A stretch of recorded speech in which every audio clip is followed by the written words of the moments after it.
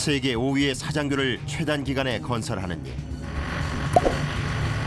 거센 물살과 싸워야 하고 바람과 안개와도 맞서야 한다. 난공사를 더 힘들게 하는 건 다리가 강이 아닌 바다에 세워진다는 점이다. 인천대교는 첨단 공법과 첨단 기술에 대한 도전이다. 거대한 프로젝트에 거대한 기계들이 동원된다.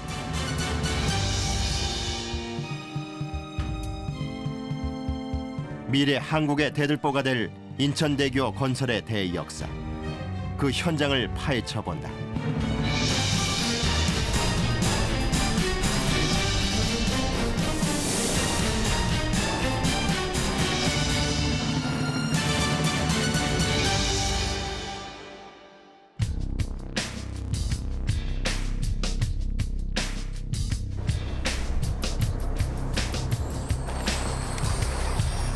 우리나라에서 가장 활기차게 움직이는 섬 2개를 연결하려는 꿈이 실현되고 있다.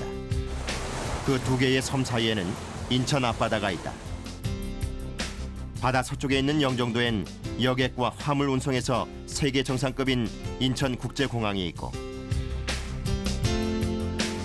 맞은편의 송도는 동북아 경제의 중심지로 발돋움하기 위해서 빠르게 개발되고 있는 중이다.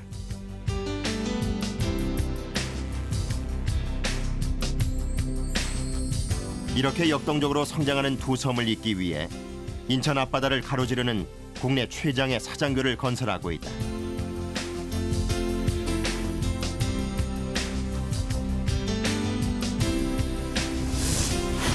인천대교의 해상 구간은 약 12km. 서울 남산과 관악산을 이을 수 있는 긴 길이다. 왕복 6차선의 이 고속도로가 완성되면 수도권 남부에서 공항 가는 거리는 13km 이상 줄어들고 시간 또한 40분 이상 단축된다.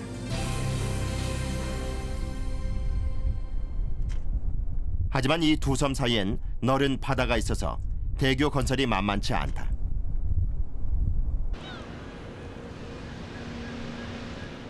여기 서해안의 특징이 보면은 안개가 자주 낍니다. 안개가 자주 낄 뿐더러도 바람의 영향도 많이 받고, 그래서 평균적으로 월 작업 일수가 20일 전후밖에 안 됩니다.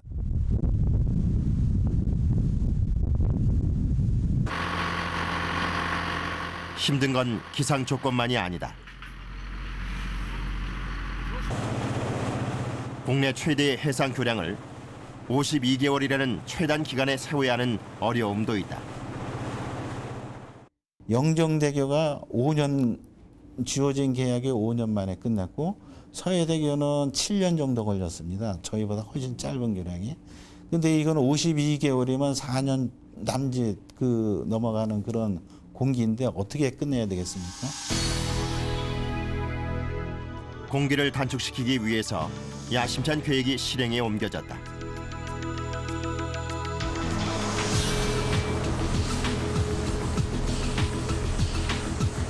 그것은 육지에서 먼저 바다에 세워질 다리를 만드는 일이었다. 송도 쪽에 세워진 제작장.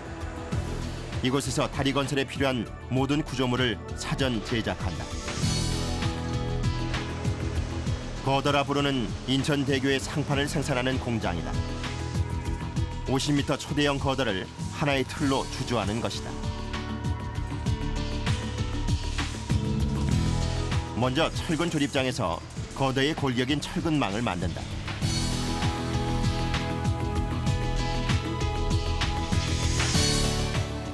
그리고 강선을 격자 모양으로 튼튼하게 설치한다. 이 교량은 50m짜리는 한 번도 안 해봤다. 도로계에서. 도로계에서는 좀 철도계는 이 좁으니까 강선 들어가는 게 횡방향 강선은 안 들어갑니다.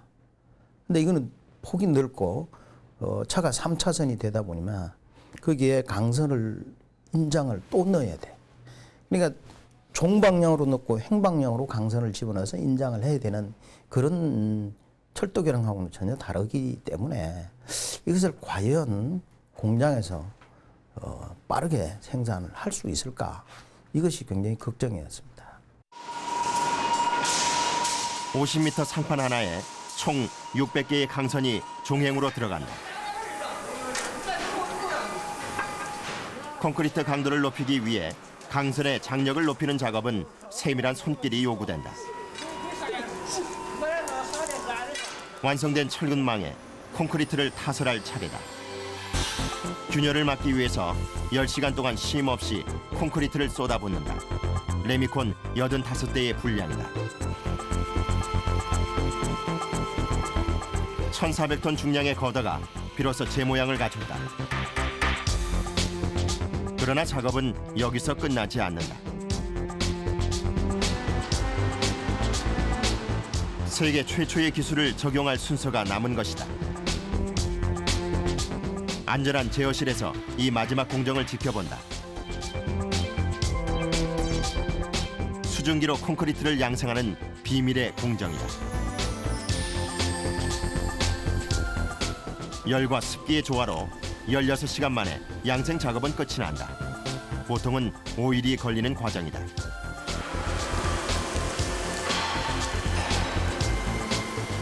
이 최신 공법에 이런 제작장이 필요했다. 이곳에서 1,400톤의 초대형 거더가 하루 걸러 하나씩 만들어진다. 증기 양생의 비법은 이틀 생산 시스템의 핵심 기술이다. 인천대교의 50m가 또 완성됐다.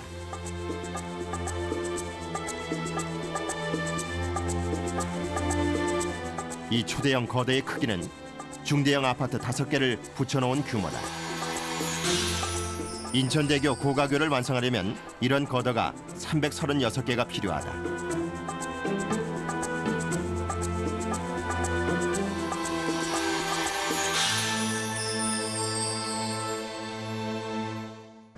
바지선에 실린 거더가 날개를 단 듯 날아가고 있다.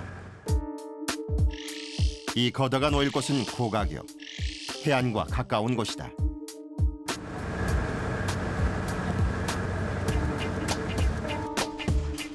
고가교는 썰물 때 바닥이 드러나기도 한다.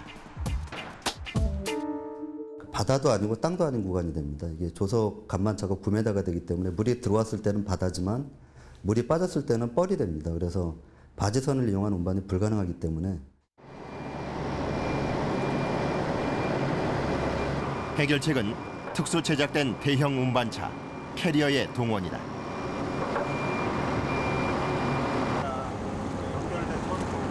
(2,000톤급) 해상 크레인의 작업 수심이 확보되는 구간은 해상 크레인을 이용해 직접 가설한다.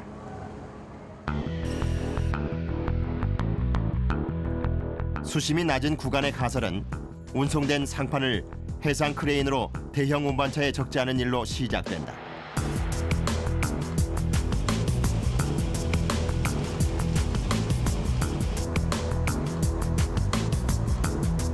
차축이 160개, 바퀴가 320개인 대형 캐리어.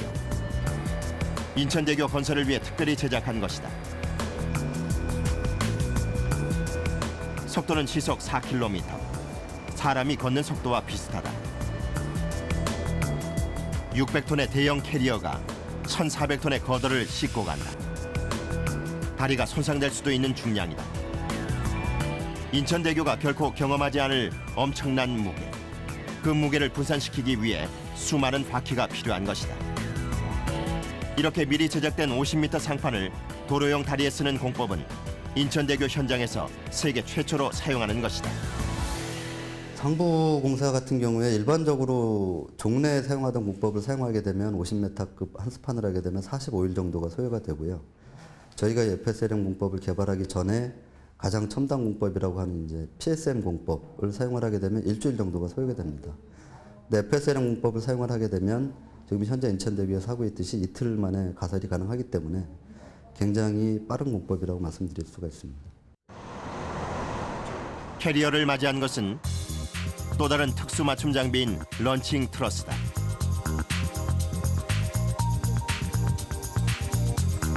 거더를 넘겨받은 런칭 트러스는 거더 공간을 만든 다음 거더를 사뿐히 내려놓는다.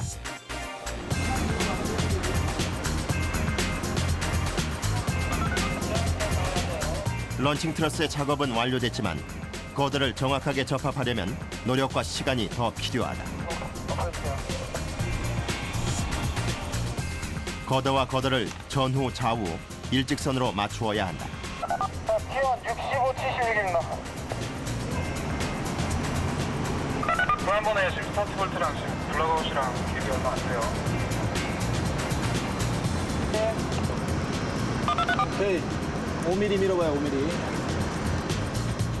거드의 높이와 배치를 2mm 범위 안에서 조정하고 있다.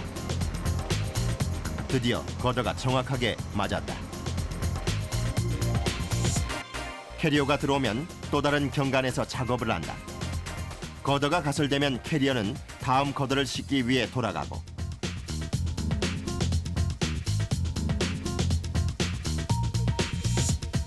상하행선에 상판이 모두 설치되면 다음 경관 가설을 위해서 런칭 트러스는 앞으로 이동한다.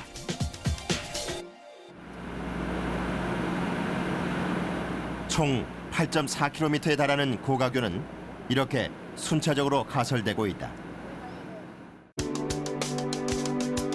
썰물 때마다 광활한 갯벌이 드러나는 고가교 구간. 거드가 자리를 잡자 다리의 모습이 드러나기 시작한다.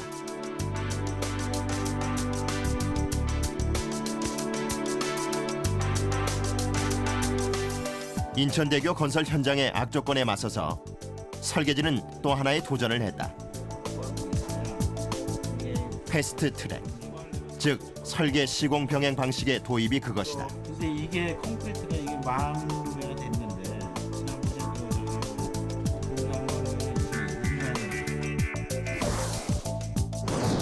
설계 완료 후 공사를 착공하는 기존의 방식과 달리 패스트 트랙은 설계와 시공이 동시에 이루어지는 첨단 공법이다. 패스트트랙을 하면 우선은 첫 번째 공기가 짧아지는 겁니다. 그러면 경제적이 되죠. 그다음에 또 좋은 것은 이 공사를 처음에 설계를 하면은 보통 설계하는 데면 또 상당한 시간이 걸립니다.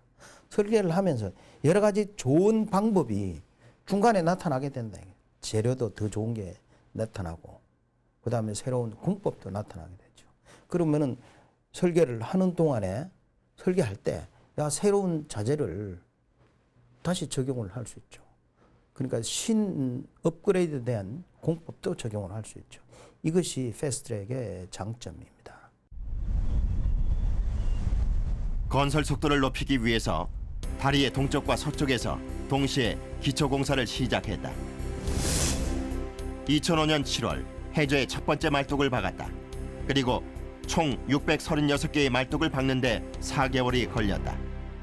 배가 말입니다. 거기는 배가 하도 많이 지나니까 이 플로팅 크레인이 물건을 들고 있는데 옆에 큰 배가 빠른 속도로 확 지나가 버리면 지나간 다음에 여파로 파도가 생깁니다. 그 파도가 이제 항주파라고 그러는데 영종대교에서는 전혀 경험을 못 해봤던 그 항주파 때문에 초기에 큰 사고가 날 뻔도 했었습니다.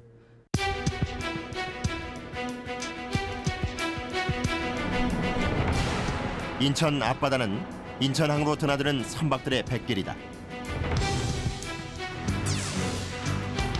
케이블이 상판을 지탱하는 사장교 방식을 채택한 인천대교는 주탑의 거리가 800m로 국내 최장이다.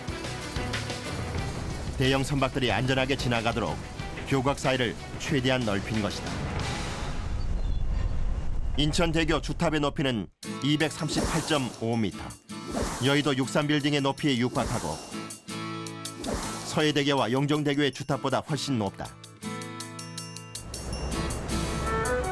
주탑의 형태는 Y자를 뒤집어 놓은 역 Y자형. 재료는 콘크리트다. 예, 주탑의 형상은 주탑 상부는 역 Y자 형태를 선택하였고 주탑의 하부는 다이아몬드 형상으로 아래 방향으로 모이는 구조로 하였습니다. 그리고 주탑의 상부는 내풍 안정성과 또한 그 주탑 하부에 어울리는 미관을 고려해서 삼각형 모양이 점차적으로 상부로 올라가면서 그 하나의 기둥 형식으로 모여지는 케이블 정착부를 구상하였습니다. 주탑 착공 초기의 최대 관심사는 콘크리트를 굽기 전에 어떻게 꼭대기까지 신속하게 운반하느냐였다. 건설에 동원된 공법은 초고압 펌프의 이용. 최고층 버즈 두바이에서 사용된 공법을 응용한 것이다. 주탑 건설에 주어진 시간은 24개월. 주탑의 조기 완성을 위해 콘크리트 타설에 자동 상승 거푸집 시스템을 이용했다. 24시간 연속 작업으로 공기를 월등히 앞당길 수 있었다. 저희 주탑의 특징이라고 하면 이제 변단면을 가졌다라는 게 하나의 특징인데요. 단면이 제일 그 밑부분, 제일 하단부에서는 10m의 폭을 가지고 있고 가로부 밑에 가서는 7m 정도로 줄어들게 됩니다. 그래서 그게 이제 변단면이라는 특징이 하나 있고 경사를 그 가진 주탑입니다. 그냥 연직으로서 있는 주탑이 아니라 그래서 저희 주탑 같은 경우는 7도 정도 이제 기울어져 있는데 그 거푸집은 그 위로 올라갈 때 크레인을 들어주지 않고 자기 스스로 이제 유압 시스템을 이용해서 위로 올라가기 때문에 바람이 강하게 부는 환경에서도 작업이 가능하고요. 또 그 줄어드는 단면에도 대응이 가능하기 때문에 저희가 작업을 할 때 상당히 안정적으로 작업을 시행을 했습니다. 주탑이 서 있는 기둥 밑동도 신공법의 집합체였다. 지름 3m의 강관 24개를 바다의 안반에 심어 기초를 세웠다. 보통의 물막이 공사에 비해 2년여 시간을 단축한 것이다. 인천대교는 말뚝 무게 실험 분야에서도 세계 기록을 갖고 있다. 보통 이 말뚝은 사전에 이 시험을 해봐야 됩니다. 이거 한 개가 얼마만큼의 압축력을 받느냐를 시험을 해야 되는데 이거는 3,000mm가 되니까 한 개 설계 하중에 7,000톤 가까이 돼. 그러면 보통 안전율을 3배를 잡으면 3721 21,000톤까지 눌러봐야 돼. 눌러봐도 안전한지 안 한지 어떤 변이가 있는지를 확인해야 되는데 21,000톤을 뭘로 누를 수 있는 방법이 지금까지는 없었어요. 근데 이제 그 우리 오셀이라는 셀 특수한 잭을 만들어서 그 밑에다가 집어넣고 외부에서 리모트 컨트롤로 이 잭을 눌러서 우리는 맥시멈 3만 톤까지 이걸 눌러봤다. 아마 세계에서 가장 대용량으로 그러니까 3만 톤까지 이렇게 시험을 했던 것은 인천대교가 처음이지 않나 이렇게 생각을 합니다. 제작장에서 만들어진 접속교 대블럭이 현장으로 출발한다. 그런데 날씨가 좋지 않다. 비바람이 그치기를 마냥 기다리다가 겨우 가설 현장에 도착했다.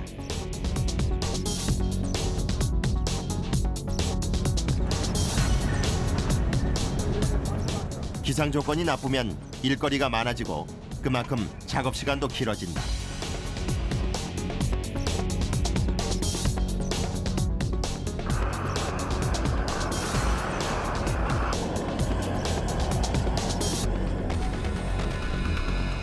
그래도 오늘은 운이 좋은 편. 악천후로 한 달에 10여일은 작업을 하지 못한다.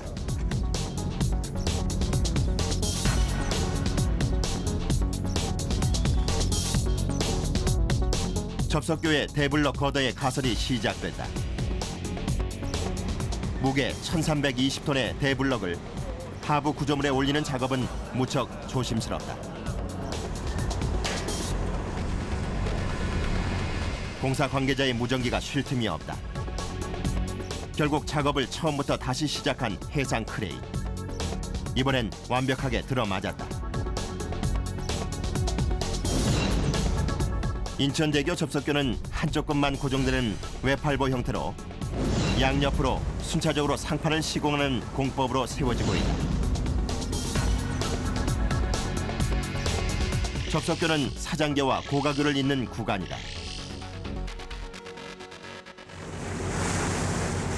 접속교 시공의 또 하나의 공정은 소블럭을 가설하는 일이다. 대리 크레인이 120톤 중량의 소블럭을 들어올리는 데 동원됐다. 접속교를 짓는데 이런 소블럭이 844개가 필요하다.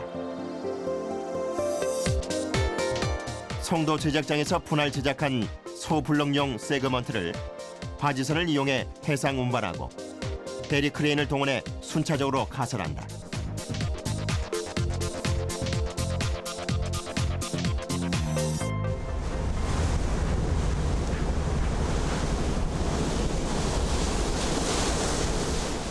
총 길이 1778m의 접속교 구간은 30년 변형을 고려해 제작된 블록으로 순조롭게 공사가 진행됐다.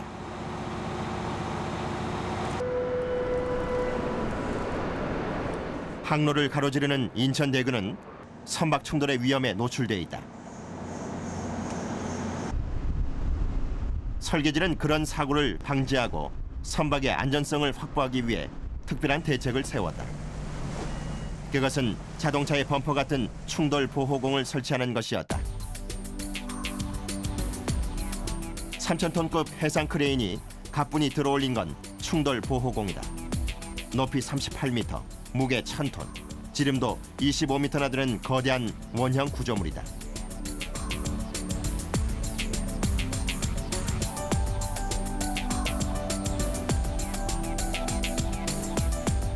밀물 시간에 맞춰 작업을 시작한 해상 크레인이 이제 바다로 떠날 준비를 마쳤다. 2주간의 제작 기간을 거쳐 태어난 충돌 보호공.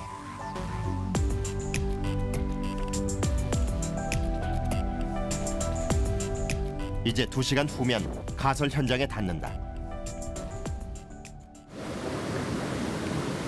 갑자기 날씨가 변덕을 부린다. 악천후는 성가신 방해 요소다. 결국 하루를 버려야 했다.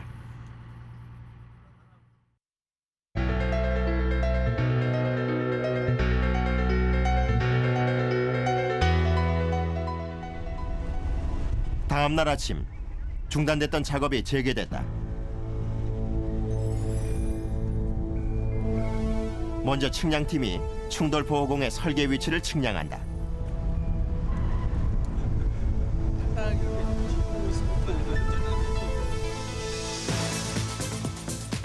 충돌 보호공은 그렇게 측량된 위치에 정확히 내려져야 한다.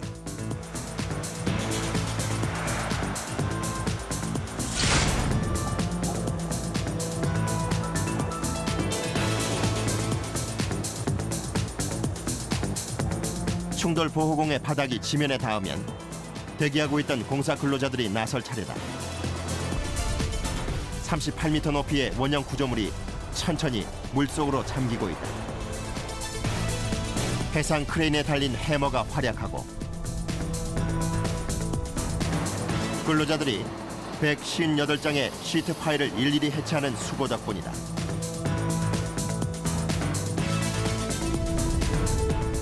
오늘 작업 장소는 접속교 부근.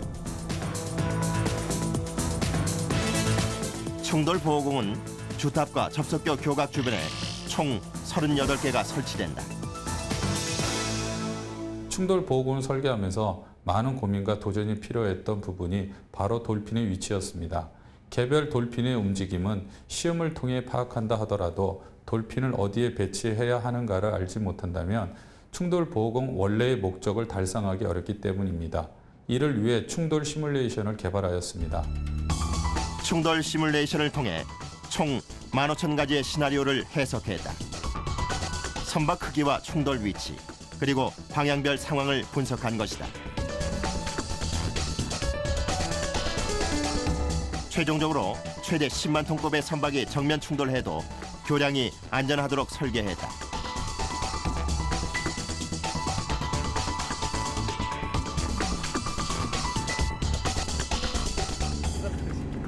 인천대교에 적용된 충돌 보호공은 돌핀형. 원형 구조물이 수면 위로 올라와 있는 형태다. 기존의 모래선 방식에 비해 완충 효과가 뛰어나다.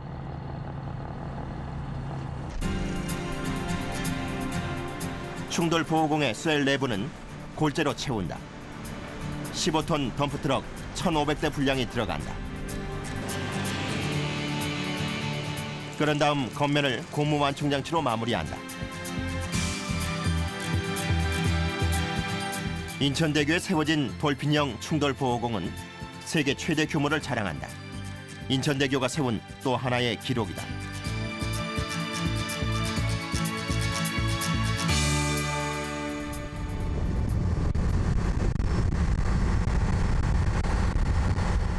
이른 아침, 안개 속을 달리는 배가 있다.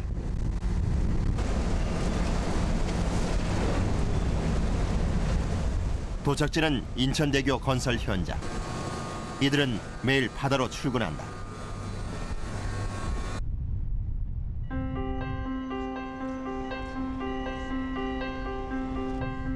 바지선에서 오도 가도 못하고 있는 상판.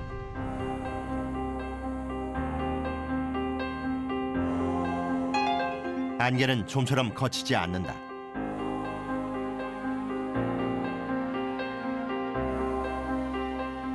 사장교의 중앙 경관에 상판을 가설하려고 한다.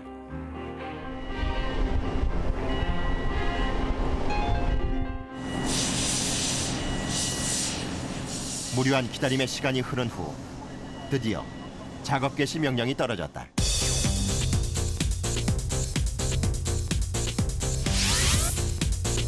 길이 15m, 무게 270톤의 상판을 대리 크레인이 들어 올린다.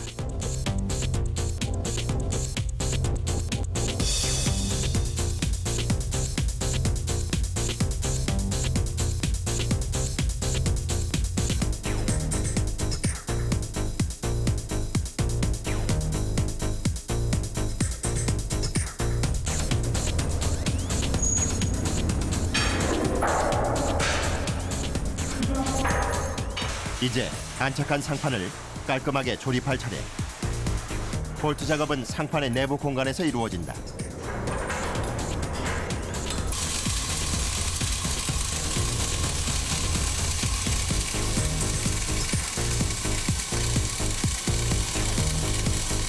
대형 기계들이 총동원되는 건설 현장이지만 마무리는 대부분 손작업으로 한다.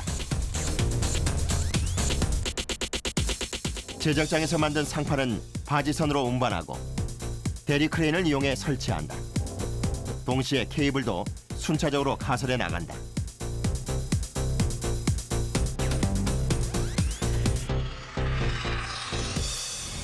그렇게 설치해온 중앙 경관.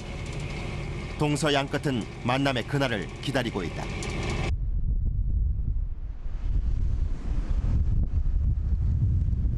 인천대교에서 가장 중요한 공정이 진행 중이다. 가늘고 긴 케이블을 주탑 상단부에 걸어 고정시키는 작업. 케이블 설치는 사장교 건설의 필수 요건이지만 동시에 위험한 작업이기도 하다. 뚫린 주탑 구멍 속으로 케이블 정착부를 집어넣으면 내부에 있는 작업자가 도르래를 이용해 케이블을 당긴다.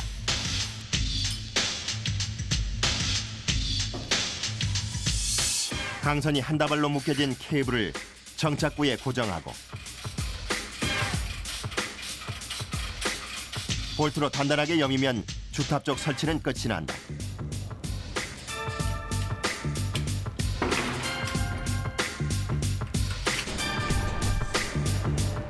다리 상판과 주탑 중에서 주탑 쪽에 먼저 케이블을 정착하는 것이 일반적이다.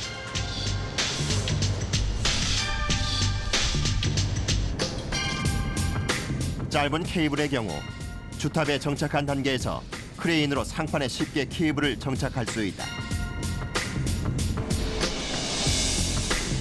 그러나 길이가 긴 케이블은 실제 정착 위치까지 케이블을 끌고 가기 위해 윈치 같은 기계의 힘을 빌려야 한다.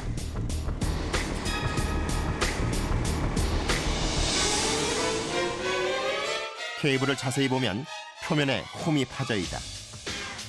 인천대교에 쓰이는 케이블의 지름은 9.7에서 15.3cm로 가는 편이다. 케이블 한 개는 109개에서 301가닥의 강선이 한 다발로 묶여진 형태다. 실제로 케이블, 특히 사장교 같이 이렇게 경사지게 걸려있는 케이블 같은 경우는 비가 올 경우에 빗물이 케이블 단면에 상면과 하면에 이렇게 수로를 만들어서 빗물길이 형성이 되게 됩니다. 이러한 상황에서 바람이 불게 되면 실제로 케이블 단면이 원래는 둥근 형태였다가 빗물의 어떤 그런 형성작용으로 인해서 바람을 받는 면적 자체가 좀 기형적으로 변하면서 그 케이블 자체에 와류에 의한 진동이 발생을 하게 됩니다. 저희들처럼 딤플이라고 해서 케이블 표면을 이렇게 홈을 내서 그 홈에 의해서 빗물의 수로가 형성되는 부분들을 막는 그러한 방법들이 있을 수 있습니다. 즉 진동을, 케이블에 일어나는 유의한 진동을 방지하는 굉장히 중요한 역할을 하고 있는 거죠. 딤플이라는 그 요소가. 케이블을 매다는 과정은 정확히 계산 결과에 의거해 정밀하게 시공해야 하는 핵심 공정이다.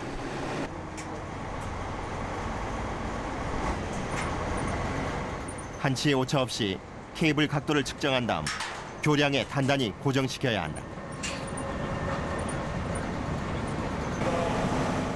계획된 힘으로 긴장 작업을 수행하기 위해 각종 정밀 계측기기를 사용하고 있다.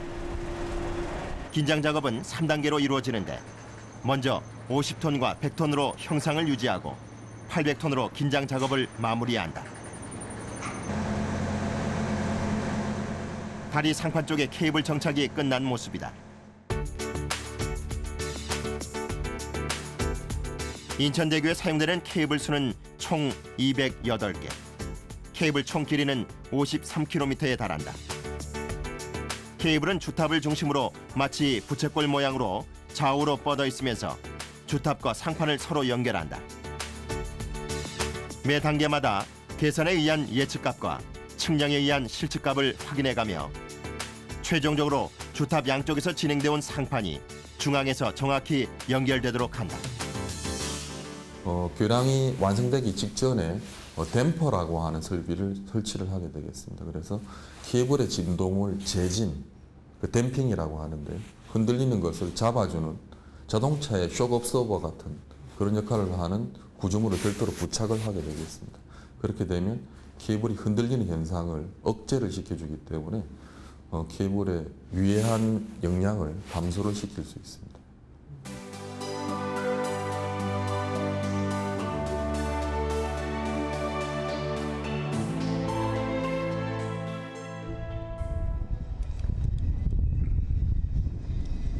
어둠이 내리자 비로소 작업을 시작하는 사람들이 있었다. 압력 27.44, 변이 6.39. 기대합니다. 유압잭을 이용해 케이블의 장력을 재는 건 선형 관리를 위해서다. 선형 관리는 사장교에서 아주 중요한 기술이다. 설계 시 주어진 데이터와 케이블 가설 후 측량한 데이터를 비교 분석해 오차를 보정하는 것이다. 교량의 길이가 길고 가는 케이블로만 지지되는 교량은 안정성 확보가 필수다. 설계물이 실제 제작됐을 때 예측된 가장 불리한 상황에서도 안전한가를 검증하는 절차다.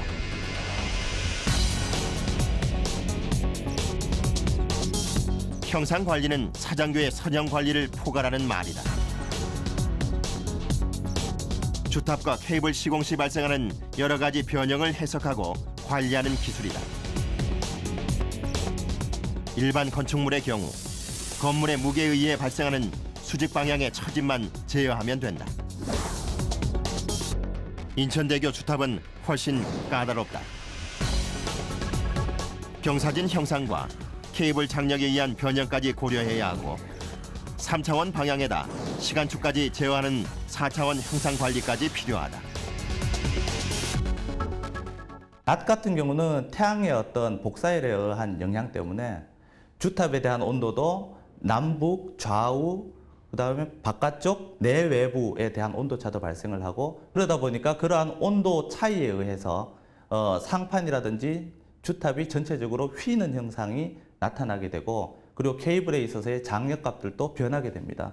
그러한 불확실한 요소들을 최대한으로 제거할 수 있는 시간이 언제냐를 따져봤을 때 태양이 없는 그리고 태양이 진 후에 어느 정도 시간이 지나서 온도가 안정화됐을 때 그때를 기준으로 해서 저희들이 선형 관리를 수행하게 됩니다. 지금 장력 데이터하고 지금 처짐 데이터를 보면 늦은 밤 현장에서 보내온 데이터를 넣고 오차를 분석해 작업 지시를 내린다. 그러니까 지금 붙일 때 약간 어떤 지금 한 10mm 정도는 심플레이트라 부르는 깔판을 넣어 케이블 길이를 조정해야 한다. 설계 예측 데이터와 맞추기 위해서다. 시공 중에도 케이블의 변이 상태를 이처럼 체크해 나간다. 작업은 해가 뜰 때까지 계속됐다.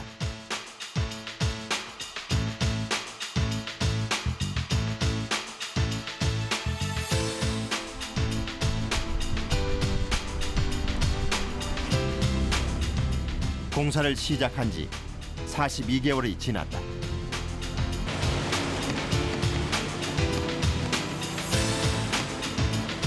고가교 구간은 이미 도로 포장 공사에 들어갔다. 6차선 고속도로로서의 면모를 서서히 드러내고 있는 것이다.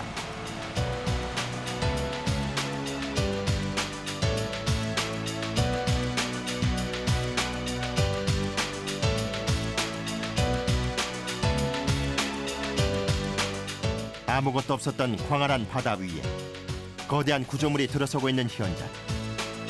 이것은 대한민국 최대 규모의 다리 건설 프로젝트다. 나날이 변해가는 공사 현장에서 작업에 참가한 연인원 23만 명의 기술자들은 토목인으로서의 큰 자부심을 느낀다.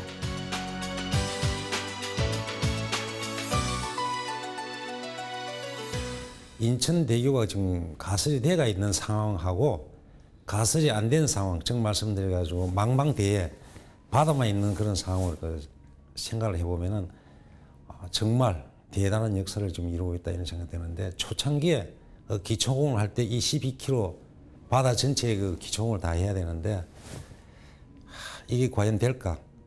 또 공정계획상으로 보면은 언제 이 기초공들이 수면 위로 올라오게끔 되어 있습니다. 그게 과연 그때 올라올 수 있을까?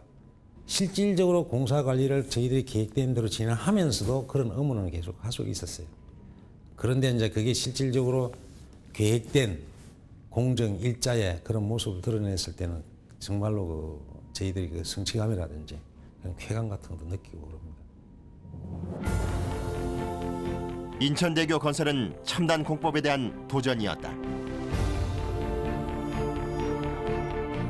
세계적으로 할 수 있는 모든 방법은 여기에 다 동원이 됐습니다.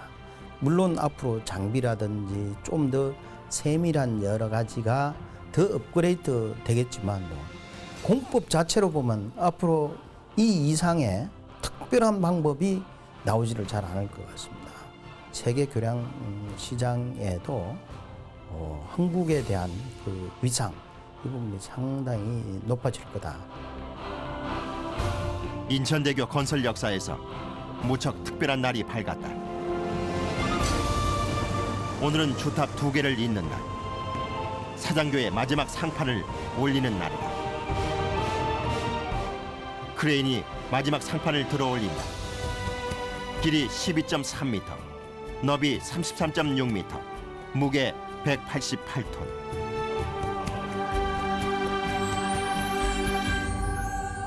한 시간 후 상판은 빠진 이처럼 비어있는 구간을 채운다. 이로써 3년여에 걸친 기초에 해당하는 골격 공사는 모두 마무리됐다.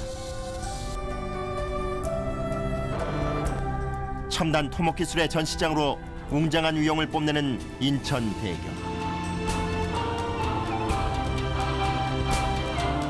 세계로 뻗어가는 아시아의 관문이 될 인천대교는 2009년 10월에 완공될 예정이다.